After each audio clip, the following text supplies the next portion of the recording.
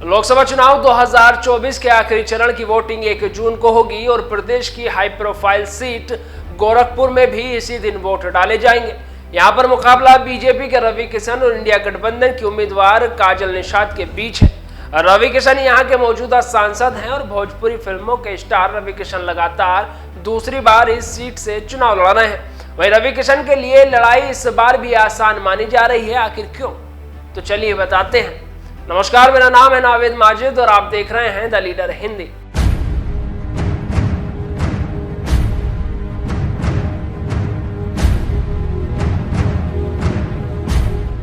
यूं तो इस बार का चुनाव पिछले आम चुनाव से अलग है, क्योंकि इस बार सपा और कांग्रेस एक साथ चुनाव लड़ रहे हैं। लेकिन गोरखपुर में सिक्का बीजेपी का ही चलता आया है। पिछले 26 वर्षों से योगी आदित्यनाथ के दम पर यहां पर भगवा पार्टी का परचम लहरा रहा है।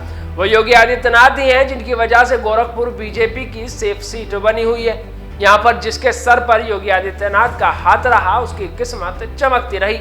बात चाहे पूर्व विधायक डॉक्टर राधा मोहन दास अग्रवाल की हो या मौजूदा सांसद रवि किशन की। योगी आदित्यनाथ के कारण ही आरएमडी ने दाऊदपुर में क्लिनिक चलाने से लेकर के विधानसभा तक का सफर तय किया है और अब तो वह राज्यसभा सांसद है।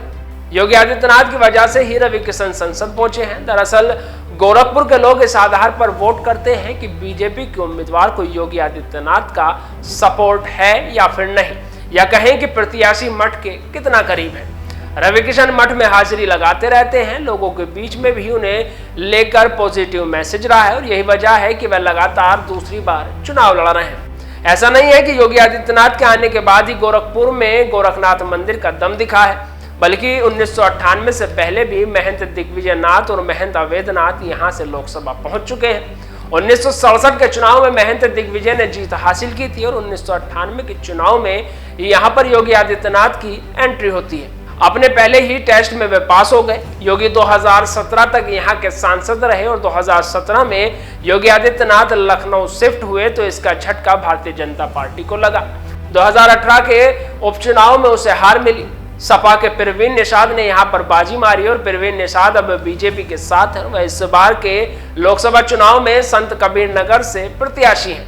हालांकि 2018 वाले चुनाव के नतीजों के बाद लोकल स्तर पर कई तरह की बातें भी चली हैं।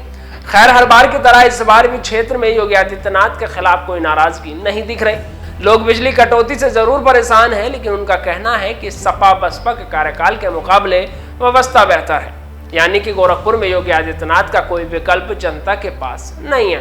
बहरहाल 4 जून को पता चलेगा कि सीएम योगी का जलवा कायम रहेगा या फिर ये दो लड़के जलवे को खत्म कर देंगे।